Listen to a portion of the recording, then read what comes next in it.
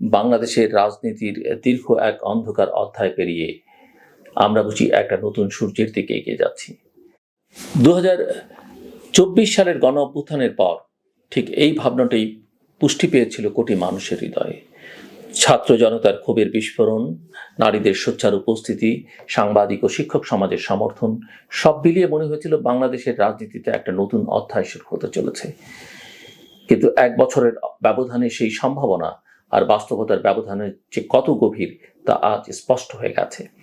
একটা দলের দমন পীড়নের সংস্কৃতি শেষ হতে না হতেই অন্য আরেকটি দলের ভেতরেই শুরু হয়ে গেছে দখল, চাঁদাবাজি, অস্ত্রের মহড়া, কমিটি নিয়ে সংঘর্ষ, এমনকি ধর্ষণের অভিযোগ পর্যন্ত।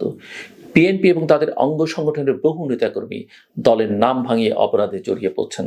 কারো বিরুদ্ধে অভিযোগ উঠছে চাঁদাবাজির, কেউ মারপিটে জড়াচ্ছেন, কেউ আবার কমিটি নিয়ে রক্তক্ষয়ী সংঘর্ষে লিপ্ত হচ্ছেন।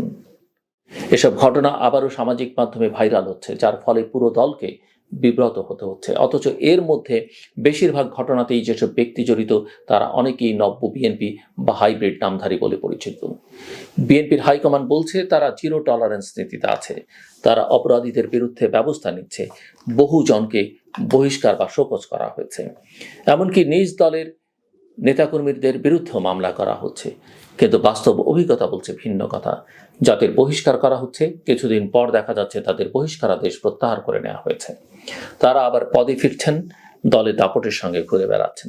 ফরিদপুর, চট্টগ্রাম, ঢাকা, নাটোর, গাজীপুর, পাবনা, লালমনিরহাট সব জায়গা থেকেই এমন খবর আসছে যে বহিষ্কৃত নেতাকর্মীরা আবার পুরনো রূপে ফিরে এসছেন। কেউ কেউ আবার বলছেন বহিষ্কার বা শোকজ আসলে আইওয়াশ, জনগণকে দেখাবার জন্য কাগজে কলমে শুদ্ধি অভিযান চলছে, বাস্তবে সব আগের মতোই। এই অবস্থায় দলীয় শৃঙ্খলা প্রশ্নবিদ্ধ হয়েছে। বিএনপির কর্মীরা এখন বলছেন দলে থাকার জন্য দরকার ত্যাগ নয়, দরকার দখলদারিত্বের সক্ষমতা। যে যত ভয়ঙ্কর, যে যত লোক জমায়েত করতে পারে সেই দলের ভেতরে গুরুত্ব পায়। সেই সঙ্গে আসছে অর্থের ভূমিকা, দলীয় পদ পদবি, বাণিজ্য, প্রার্থিতা নিয়ে দর কষাকষি আর দলের ভেতরকার তোলাবাজি সংস্কৃতি, এসব মিলিয়ে বিএনপি তার কাঙ্ক্ষিত বিশ্বাসযোগ্যতা হারাতে বসেছে। শুধু বিএনপি নয়, একই অবস্থা দেখা যাচ্ছে নবগঠিত জাতীয় নাগরিক পার্টি এনসিপিতেও। মাত্র 4 মাসেই 4 কেন্দ্রীয় নেতাকে শোকজ করতে হয়েছে, একজনকে সাময়িক অব্যাহতি দিতে হয়েছে। শৃঙ্খলার নামে তদন্ত চলছে, ব্যাখ্যা চাওয়া হচ্ছে, তবে কোনো চূড়ান্ত ব্যবস্থা নেই, বরং ভুল স্বীকার করলেই যেন সব মাপ। কিছু কিছু ঘটনায় এনসিপির নেতাদের ভূমিকা এমন ছিল যে তারা অপরাধীর পক্ষ নিয়ে মুচলেকা দিয়েছেন, আবার দলীয় ফেসবুক পোস্টে সমর্থনও জানিয়েছেন, অথচ মুখে বলছেন বৈষম্য বিরোধী ছাত্র আন্দোলনের সঙ্গে আমাদের সম্পর্ক নেই। এটি যেমন দ্বিচারিতা তেমনি দুর্বলতা। আর এখানেই এসে প্রশ্নটা আরো বড় হয়ে দাঁড়ায়, এই নতুন বন্দোবস্তের কথা কি শুধুই স্লোগান? যেখানে শুধু পুরনো রীতি, পুরনো ধ্যান ধারণার পুনরাবৃত্তি চলছে, সেখানে নতুন বন্দোবস্ত কিভাবে সম্ভব? আমরা যারা নতুন রাজনীতির স্বপ্ন দেখি তারা চাই যে প্রার্থী নির্বাচিত হবেন যোগ্যতা দিয়ে, চুক্তি দিয়ে, পরিকল্পনার বাস্তবতায়। অথচ এখনো আমাদের দেশে দেখা যায় নির্বাচনের মানে হচ্ছে পেশি শক্তির মহড়া, পোস্টার ব্যানারের হুমড়ি খেয়ে পড়া, শোডাউন, চাটুকারিতা, কাদা ছোড়াছড়ি।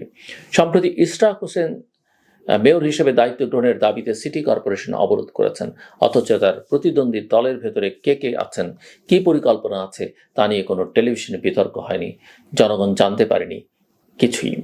এই দেশেই যদি কোনো নির্বাচন প্রক্রিয়া এমন হতো যেখানে 5 জন মেয়র প্রার্থী একটি টেলিভিশন স্টুডিওতে বসে নিজের পরিকল্পনা তুলে ধরতেন, জনগণ চোখের সামনে দেখত চুক্তির লড়াই, তাহলে কেমন হতো? চুক্তি দিয়ে, তর্ক দিয়ে, পরিসংখ্যান ও প্রস্তাবনা দিয়ে প্রার্থীরা নিজেদের শ্রেষ্ঠতা প্রমাণ করতেন। জনগণ সেই আলোচনা দেখেই সিদ্ধান্ত নিত কে তাদের মেয়র হবেন। কোনো মিছিল নয়, কোনো গুজব নয়, কোনো পেশি নয়, শুধু তথ্য, যুক্তি আর সাহসের লড়াই। এটাই হতো নতুন বন্দোবস্ত। নিউ ইয়র্কে, লন্ডনে, প্যারিসে, এমনকি দক্ষিণ কোরিয়ার অনেক শহরে এই সংস্কৃতি চালু আছে। প্রার্থীরা একে অপরের বিরুদ্ধে না গিয়ে মুখোমুখি হন চুক্তির মাধ্যমে। তারা গণমাধ্যমে নিজেদের উন্মুক্ত করেন, ভোটারদের চোখে চোখ রেখে কথা বলেন, প্রশ্নের মুখোমুখি হন, প্রতিপক্ষের কঠিন বক্তব্যের জবাব দেন। আর বাংলাদেশের নির্বাচন মানেই এখনো ভয়, রক্তপাত, সংঘর্ষ, হত্যা। ভোট কেন্দ্র রক্ষা করতে গিয়ে কেউ প্রাণ হারায়, কেউ বাড়িঘর ছাড়ে, কেউ নিজের দলের প্রতিপক্ষের মুখে খুশি মারে। আমরা এই সংস্কৃতি থেকে বের হতে পারছি না, কারণ আমাদের রাজনীতির মূল চালিকা শক্তি এখনো পরিবর্তন পরিবর্তিত হয়নি। নির্বাচনের সংস্কার, শৃঙ্খলার সংস্কার, নেতৃত্ব নির্বাচনের সংস্কার কোনোটাই সঠিকভাবে প্রতিষ্ঠিত হয়নি, বরং বলা যায় এই সংস্কারকে নিজের প্রয়োজনে ব্যবহার করা হচ্ছে। যে যত কাজের তাকে বহিষ্কারের পরও আবার দলে ফিরিয়ে আনা হচ্ছে। চট্টগ্রাম থেকে ঢাকা, ভোলা থেকে ফরিদপুর, এই পুনর্বহালের সংস্কৃতি এখন নতুন এক অনৈতিক স্বাভাবিকতায় রূপ নিচ্ছে। রাজনৈতিক বিশ্লেষকরা বলছেন এই পুনর্বহাল প্রক্রিয়া, এই শোকজ নাটক, এই বহিষ্কারের কাগজি শাস্তি সবই যদি জনগণকে প্রতারণার অংশ হয়, তাহলে এর পরিণতি অবাক ভয়াবহ হবে। মানুষ রাজনীতি থেকে মুখ ফিরিয়ে নেবে, নতুন প্রজন্ম নেতৃত্বে আসবে না, আদর্শের প্রতি শ্রদ্ধা হারিয়ে যাবে। আমরা চাই সত্যিকারের শুদ্ধি, দল থেকে বহিষ্কার মানি দল থেকে বিচ্ছিন্নতা, এমন দৃষ্টান্ত তৈরি করতে হবে। প্রার্থিতা পেতে হলে নিজ দলের ভেতরে গণতান্ত্রিক ভোট বা কমপক্ষে উন্মুক্ত বিতর্কে অংশগ্রহণ করতে হবে। এই সংস্কৃতি চালু করতে হবে। যুক্তি ও প্রশ্নের মুখোমুখি দাঁড়াতে হবে। এটাই হতে হবে যোগ্যতার মানদণ্ড। ত্যাগীরা দলে মুখ থুবড়ে পড়ে থাকবে আর দখলদাররা পদে থাকবে, এই অসমতা ভাঙতেই হবে। একটি শহরকে, একটি দেশকে নেতৃত্ব দেওয়ার আগে নেতা যেন প্রশ্নের মুখোমুখি হন, যেন ক্যামেরার সামনে দাঁড়িয়ে নিজেকে তুলে ধরেন, যেন পোস্টার নয়, নিজের মুখের ভাষা, চোখের আত্মবিশ্বাস, যুক্তির বলেই তিনি বিশ্বাস অর্জন করেন। নির্বাচনী মাঠ যেন হয় টেলিভিশনের স্টুডিও, প্রজেক্টরের আলোয় জনতা যেন দেখতে পায় কে তাদের জন্য উপযুক্ত।